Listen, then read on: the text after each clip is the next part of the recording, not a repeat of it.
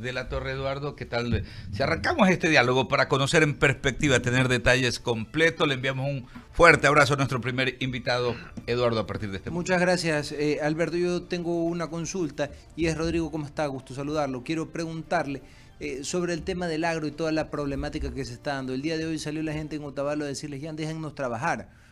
Cuéntenos un poco qué opinión le merece la situación, cómo se ve afectada la producción en la provincia de Otavalo y en el país entero. Cuéntenos un poco. A ver, muy buenas tardes. Creo que es importante reconocer que este es el paro más extenso que se ha tenido.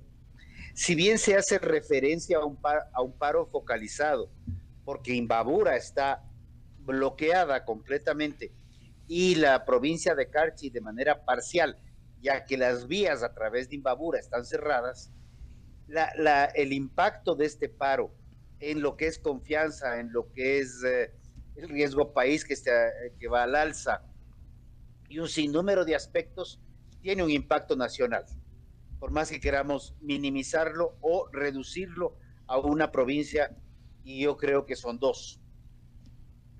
Ahora, el sector agrícola particularmente, evidentemente está golpeado. Las vías rurales, no nos olvidemos que aquí está bloqueada la E35, que es la principal, pero también están bloqueadas las vías de segundo orden y las de tercer orden.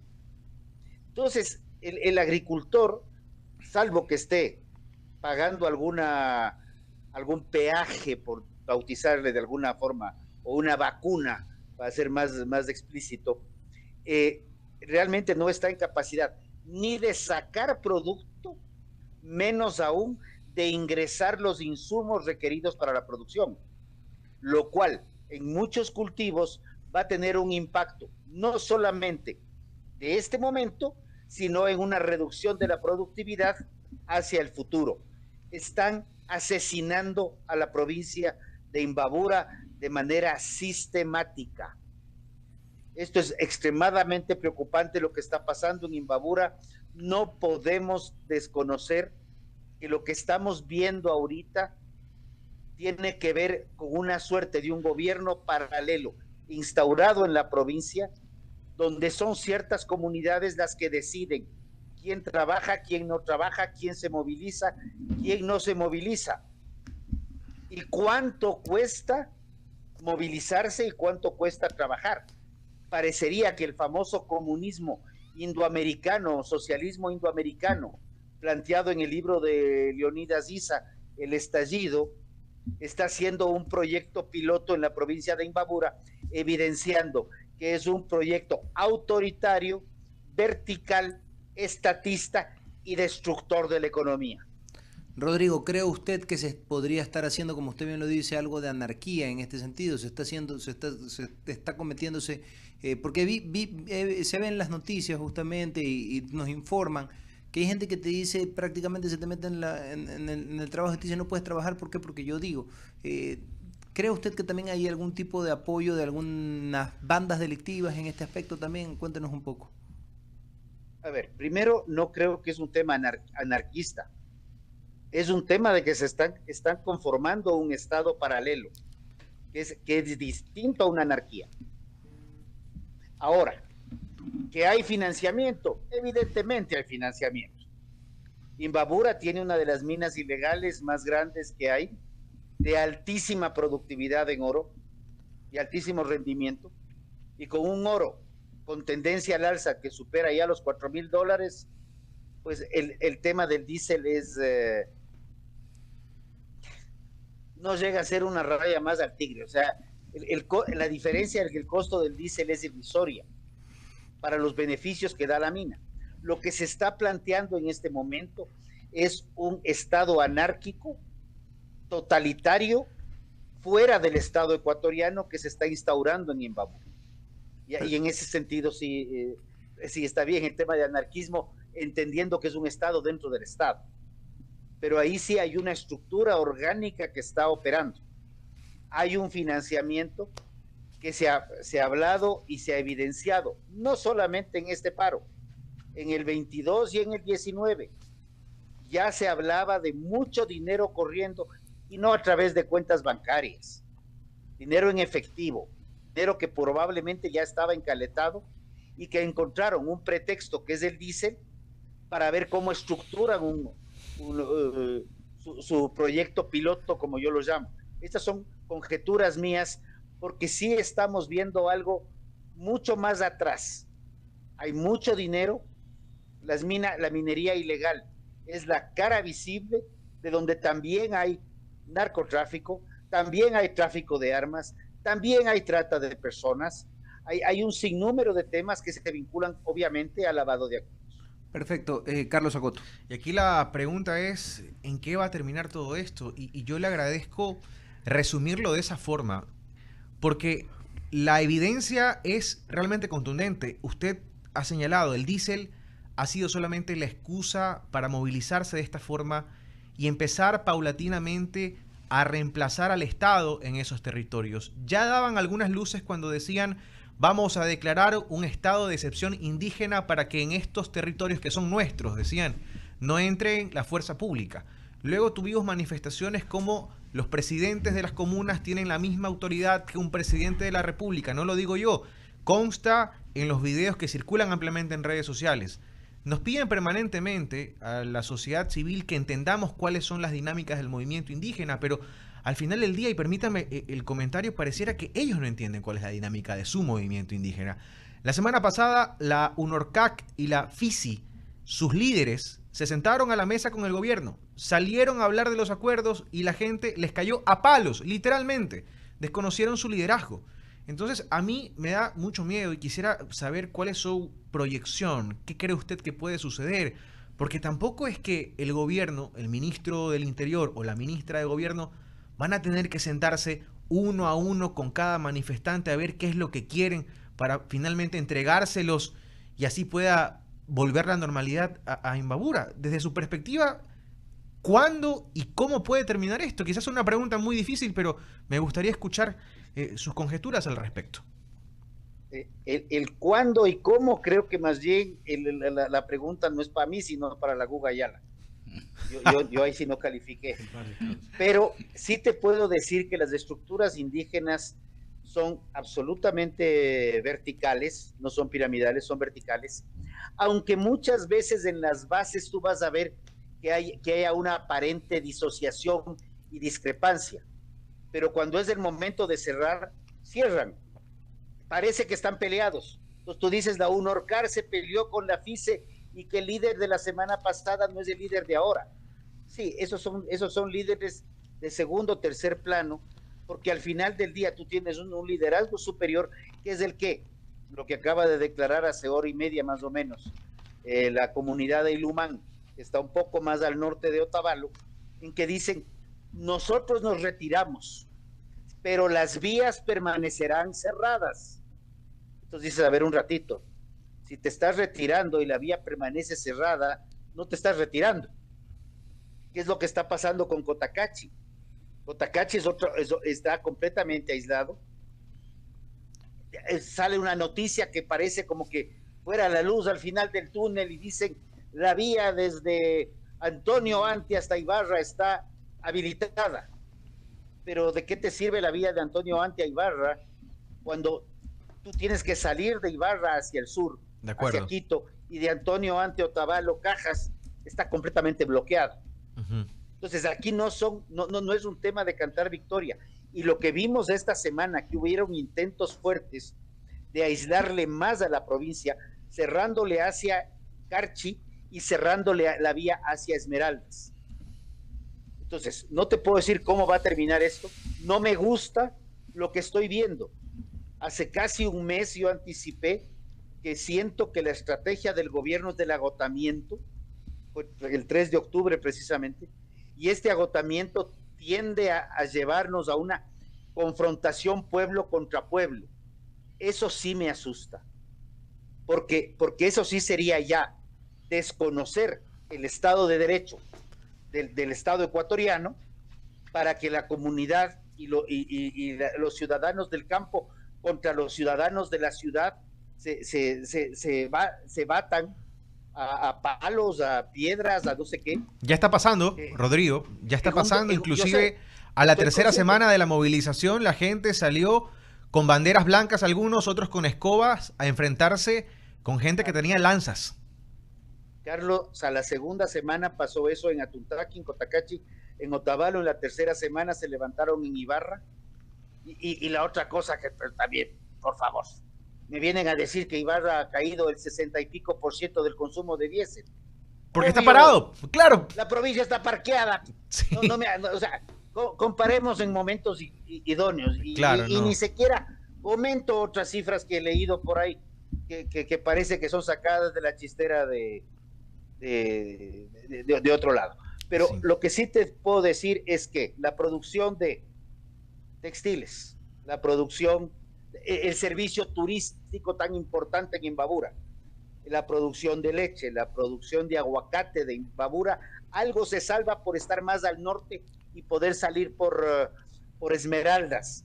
La producción de carchi que comercializaba en Imbabura y que pasaba por Quito, están incrementándose un 300 y 400% el costo del flete, porque sales de un flete de 2 horas a un flete de 8, 10, 12 horas.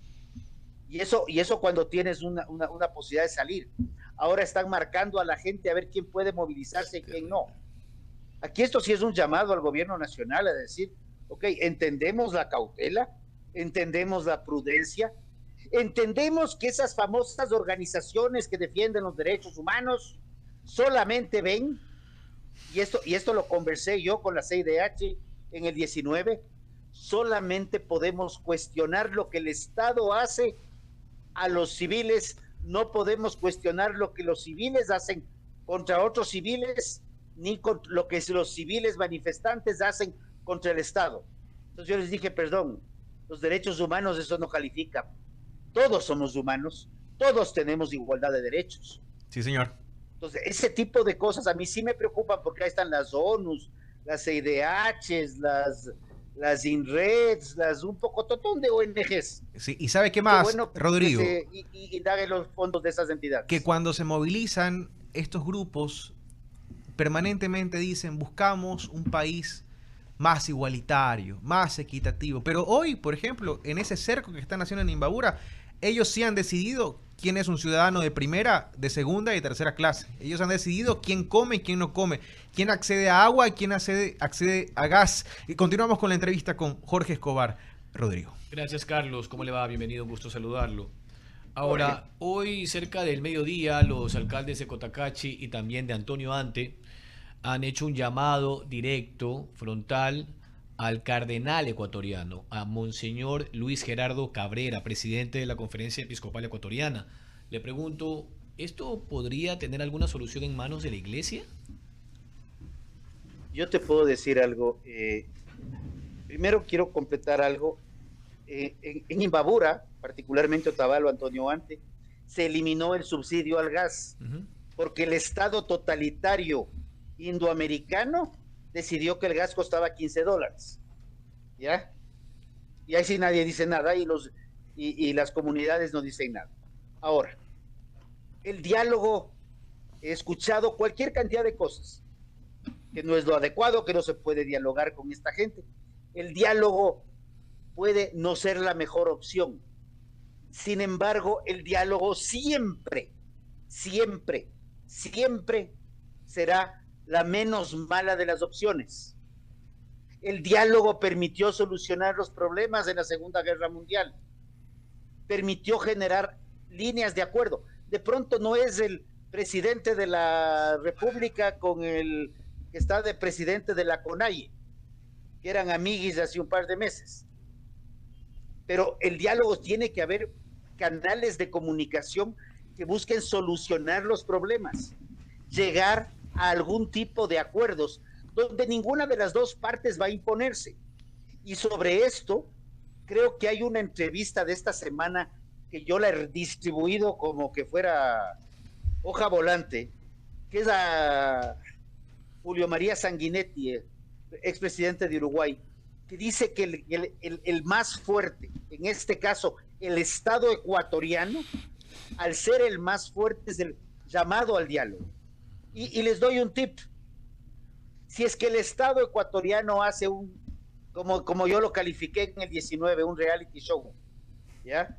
Y pone frente a las cámaras a los indígenas, a los dirigentes de la CONAIE, evidenciemos qué mismo están buscando y destapemos el tema de si es verdad que el presidente de la COFENIAIE tiene $500,000 en sus cuentas bancarias o no. Averigüemos a cuáles son las propiedades y los negocios del presidente de la CONAIE, Vargas. Evidenciemos estas cosas abierta y públicamente para que inclusive las mismas bases sepan qué están buscando sus dirigentes. Y por el otro lado, también el Estado ecuatoriano. Y yo hablo como alguien que vive en el campo, vivo en zona rural, vivo con los problemas que tenemos en las zonas rurales, donde no existe agua potable, con suerte agua entubada, donde la luz eléctrica es un problema porque llamas a reportar que se ha caído la luz, se ha caído un breaker, se cayó el cable, cayó un árbol, y te dicen no porque usted está muy lejos o te dan alguna vuelta y se demoran en llegar, donde la vialidad es para 4x4 con suerte. Y esto pasa en todo el país, con tal vez en una buena excepción la provincia de Tungurahua.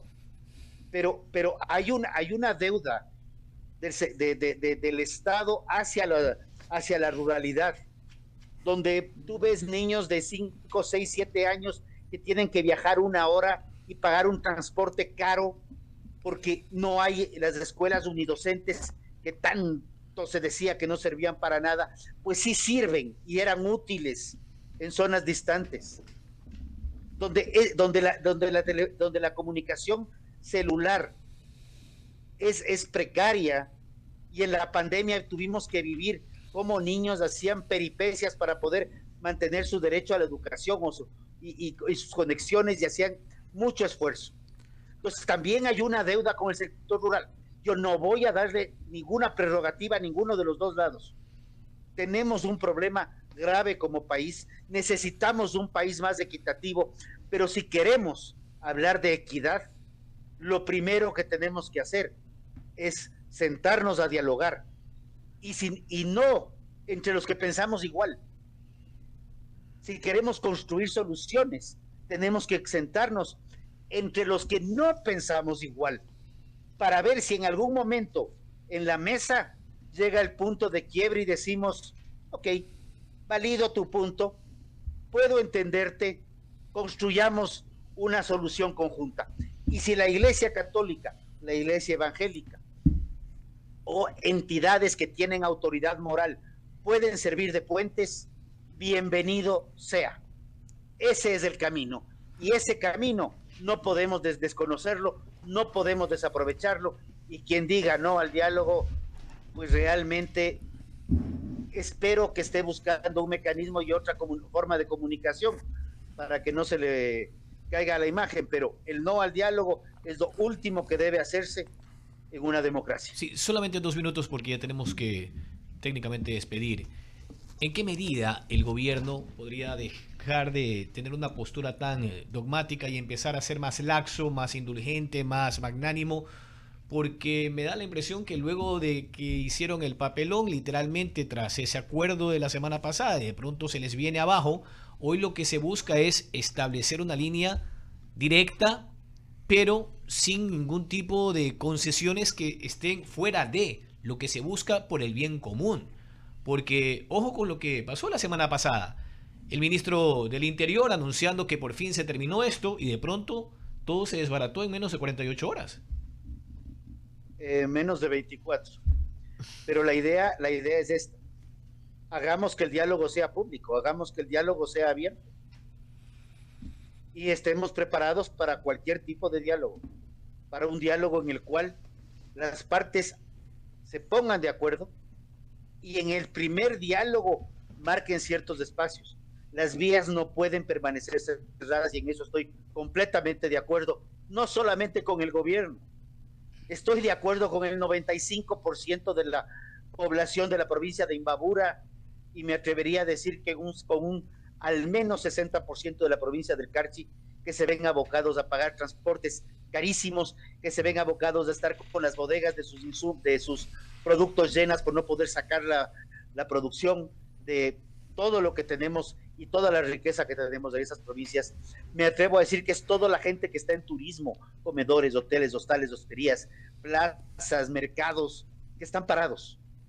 Estamos asesinando la economía de Imbabura y yo creo que este es un momento en el cual las partes, si es que es a través de la iglesia, pues siéntesen y busquemos soluciones al problema, porque lo que se está viviendo es extremadamente angustioso y he pasado en contacto permanente con Carchi y con Imbabura y es muy doloroso lo que se escucha desde allá. Gracias, Alberto. Sí, oiga, y solamente, Rodrigo, ¿no? Para cerrar, un detallito, ¿no? Agarrándonos de lo que decía el presidente Julio María Sanguinetti, ¿no? Ex mandatario de Uruguay, ¿no? Y tomando también, ¿no? Usted con toda su experiencia ha definido pues algunos rasgos de lo que debería ser la estrategia, con lo cual estoy totalmente de acuerdo, ¿no? Un diálogo totalmente transparente, yo creo que aquí se necesita, porque también parece mentira, hay quienes dicen, no, es que ahora que contamos con mayores canales de información, más democráticos, las redes sociales, las plataformas digitales, vemos más distorsión, y lo que se necesita es justamente, ¿no?, apuntar directamente. Yo sí creo en aquello, usted utilizó el término, Rodrigo, hacer prácticamente como un reality show. Los funcionarios gubernamentales, la dirigencia indígena, ¿no? Pero viéndonos a la cara y diciéndonos todo lo que tenemos que decirnos, porque hay gravísimas acusaciones, pero más bien todo esto ya pasa de largo. Son gravísimas las acusaciones, pero no se las fundamenta, no se las documenta incluso y quedan ahí nomás. Yo incluso iría hasta más allá, porque si se evidencia que hay nexos de parte de la dirigencia con el crimen organizado transnacional, que desde muchos sectores comienza a sentirse aquello, porque hay quienes desde el otro lado del país dicen, a ver, ¿qué es lo que quieren? Pues si arrancaron por un tema de protesta por la eliminación del subsidio, pero ya incluyeron la llegada de Cristóbal Colón hace 500 años, el incremento al sueldo básico y una serie de planteamientos que cada día van engrosándose, entonces ya se llega a esa conclusión de que no habría interés en determinado sector, ojo, en determinado sector. Entonces sería bueno ir evidenciando aquello, ¿no? Para saber exactamente versus qué se está enfrentando la sociedad y el Estado ecuatoriano, Rodrigo. Así es, Alberto, necesitamos desinfoxicarnos, estamos completamente intoxicados con el exceso de información. Hay muchas veces que yo veo videos del un lado o del otro y sí, prefiero tratar de corroborarlos porque hay mucha información turbia, pero sí necesitamos transparentar las cosas. Si hacemos una acusación para el señor fulano de tal, por alguna razón, probémosla y si hay sustento, pues continuemos con todos los canales jurídicos y legales que conlleven a una sanción por el tema. Sí le puedo ratificar la minería ilegal, y esto lo vengo sosteniendo desde el 2019. No es solamente minería, es narcotráfico, es trata, es tráfico de armas, y obviamente eso pasa por lavado de activos, y ahí hay algunas investigaciones que nos ha sacado la prensa independiente que también nos dejan entrever que hay infiltraciones también en otros lados. Confiemos que esto se solucione y agradezco profundamente el tiempo. Gracias a usted. Y siempre vamos a estar en esa línea, lo que usted dice, con mucha razón. El diálogo es lo que tiene que primar. Fuerte abrazo desde Guayaquil. De igual manera. Es el Rodrigo Gómez de la Torre, experto en temas agropecuarios, en temas ganaderos, atendiéndonos desde la ciudad de Quito. Son las 6 de la tarde con 2 minutos. ¿Qué tal si abrimos